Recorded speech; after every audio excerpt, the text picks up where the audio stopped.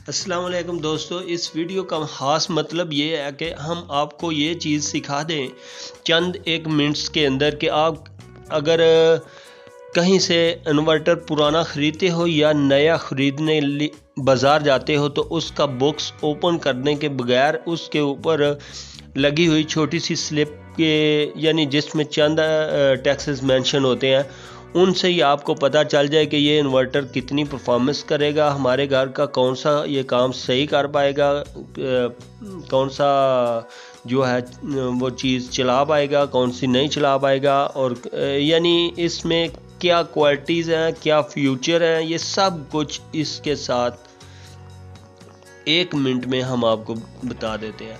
तो जस्ट आप देख सकते हो कि ये एक बोल्ट सीरीज़ का होमेज वालों ने नया 2025 मॉडल 47 है ना, 4017 SCS UPS solar supported inverter है।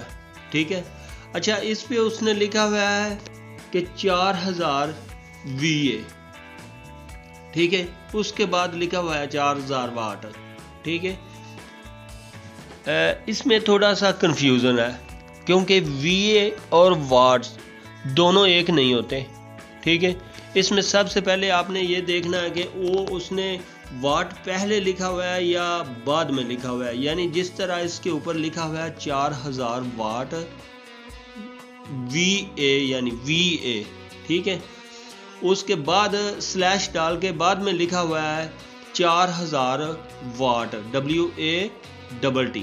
ठीक है, अगर आपको मतलब ये लिखा नज़र आ जाता है तो इसमें आप डिफरेंस किस तरह निकाल सकते हो। यानी इसमें आपको 2000 VA यानी सिंपली तौर पर बताता हूँ कि 2000 VA हो तो 1200 वाट बनता है। ठीक है, जबकि यहाँ पर 4000 VA है तो ये 2400 वाट बनता है। यानी कि ये इन्वर्टर जो है ये 2400 वाट लोड पिक कर पाएगा नॉर्मली। ठीक है, उसके बाद अगर इसमें कैपेसिटी 10 सेकंड तक वो देते हैं कैपेसिटर कैपेसिटी जो कि इसका झटका बर्दाश्त कर सकती है, तो उसके हिसाब से ये आप इसे तकरीबन समझ लो 2600 या 2700 तक, बाद में भी वो रनिंग के टाइम भी वो कैपेसिटर्स जो है वर्क करते हैं, तो इसलिए ये 2600 और 2700 वाट तक जो है ये पावर पिक कर पाएगा। ठीक है, ये फाइनल हो गया यहाँ पर। उसके बाद अगर ये वाट्स जो है ये जस्ट लिखा हो 4000 वाट, ठीक है, VA का इसमें तल्लक ही ना हो, तो उसके बाद हमने इसका देखेंगे कि पावर फैक्टर, वो आगे जाके बताते हैं कि किस तरह पावर फैक्टर को आप पढ़ सकते हो। ठीक है, अभी तो यहाँ तक मुकम्मल हुआ। इसके बाद आगे लिखा होता है 24 VDC। ठीक है, और इसको आप देख सकते हो सिंपली कि 24 VDC यानी 24 वोल्ट बैटरी, DC बैटरी यानी DC इसको चाहिए, तो DC मतलब बैटरी करंट को कहते हैं, तो हर बंदे को पता है। उसके बाद 230 वोल्ट AC। ठीक है, VAC लिखा हुआ है तो उसका मतलब वोल्ट AC है। अच्छा, इसके बाद आता है प्योर साइन वेव। यहाँ पर आगे बहुत सारे दोस्तों को बिल्कुल भी पता नहीं कि प्योर साइन वेव क्या होता है। ठीक है, प्योर साइन वेव करंट की एक जो है वो नस्ल है, यानी कि एक चीज़ फिल्टर्स हुई आपको मिल रही है तो उसे आप प्योर साइन वेव कह सकते हैं। और वो किस्म है मतलब करंट की वो किस्म है जो बेहतरीन किस्म है। यानी इसमें और भी किस्में हैं, इसमें अल्ट्रा वेव्स आती हैं और इसमें आता है मॉडिफाइड वेव्स। ठीक है, इसमें प्योर साइन वेव आती हैं। ठीक है, यानी कि ये करंट की लहरों को कहा जाता है, जो कि कुछ करंट्स होती है जो फिल्टर्स होती है और क्लियर आती है। जो करंट्स होती है उसमें कचरा भी आता है, कुछ करंट्स होती हैं जिनमें मतलब फ़र्ज़ करो DC करंट को भी हम इस्तेमाल करते हैं, तो DC करंट में हम जो वायर लगाते हैं उस तार के एंड तक तेज़ाब जो है वो वर्क करता है। अगर आप लोहे की तार DC वोल्ट के अंदर इस्तेमाल करेंगे तो वो तकरीबन 6 माह के अंदर अंदर बिल्कुल पाउडर की तरह आपको मिल जाएगी।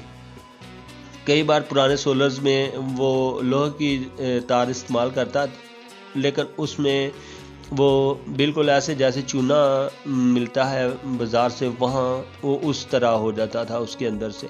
ठीक है, तो वो डीसी जो है वो दूर तक तेज़ाब को फेंक देती है तार के अंदर भी। और इसी तरह जो एसी करंट होती है, एसी करंट यानी घर के प्लाज्मा जिस पे चलते हैं हमारे सारे अप्लायंसेस चलते हैं, वो उसमें दो किस्म की करंट होती है। एक मॉडिफाई करंट है, मॉडिफाई वेव्स, और एक प्योर साइन वेव। मॉडिफाई जो है उसमें आप मतलब कि यूपीएस जो पुराने हमारे घरों में चलते थे पहले, अब तो इन्वर्टर होते हैं, इन्वर्टर्स जो है ये प्योर साइन वेव ही आते हैं जी। अच्छा, उसके बाद बारी आती है पावर फैक्टर 1 की। ठीक है, यहाँ पर लिखा हुआ है पावर फैक्टर 1.0 पॉइंट। ठीक है, तो ये जो है ये बहुत मायने रखता है, जबकि अक्सर आपने देखा होगा यहाँ पर लिखा होता है power factor 50, power factor 55, power factor 66, कुछ इस तरह करके लिखा होता है। मतलब उसका ये होता है कि जब आपको सबसे पहले 4000 VA शो हो रहा है, ठीक है, तो यहाँ पर पावर फैक्टर 1 है। ठीक है, तो उसका मतलब है कि पावर फैक्टर 1 होने की वजह से आपको जो 4000 VA ऊपर शो हो रहा है, उतनी करंट आपको मुकम्मल तौर पर ये इन्वर्टर देगा। यानी जो डिवाइस, जिस डिवाइस के ऊपर ये लिखा होगा पावर फैक्टर 1, उसका मतलब ये होगा कि ये आपको मुकम्मल जितनी करंट उसने ऊपर लिखी है फर्स्ट मतलब फ्यूचर्स के ऑप्शन में, वो आपको उतनी करंट ये देगा। यानी आपको 4000 VA मुकम्मल ये देगा। अगर यहाँ पर 55, 66 या कुछ और ऑप्शन लिखा होता है तो उतने परसेंटेज के ये चलता है। ठीक है, फ़र्ज़ करो 66 लिखा है तो फिर आपको ये तकरीबन 1200-1300 वाट जो है ना वो करंट देगा। अच्छा, उसके बाद बारी आ जाती है बैटरी एंड, वो सब आपको पता है। उसके बाद MPPT सोलर चार्ज कंट्रोलर की बारी आ जाती है, तो वो इसमें लिखा हुआ है 6000। आपको ये देखना है कि इसमें कितने मतलब वाट पर लिखा है, जबकि यहाँ पर लिखा है MPPT सोलर चार्ज कंट्रोलर जो है ना वो आपको up to 6000 watts, up to मतलब यानी कि 6000 वाट से ज़्यादा आपको ये मिल सकता है, जबकि एक सोलर पैनल जो है वो 500 गिना जाता है। ठीक है, तो ये भी मुकम्मल हुआ कि यानी कि आप इसके साथ 12 प्लेटें लगा सकते हो। ठीक है, तो आप इसको आगे जाके देखते हैं। उसमें मैक्सिमम सोलर चार्जर कंट्रोलर जो है इसमें 120 एम्पेयर, आप बैटरी जितनी भी बड़ी हो उसको 120 एम्पेयर पर चार्ज नहीं कर सकते।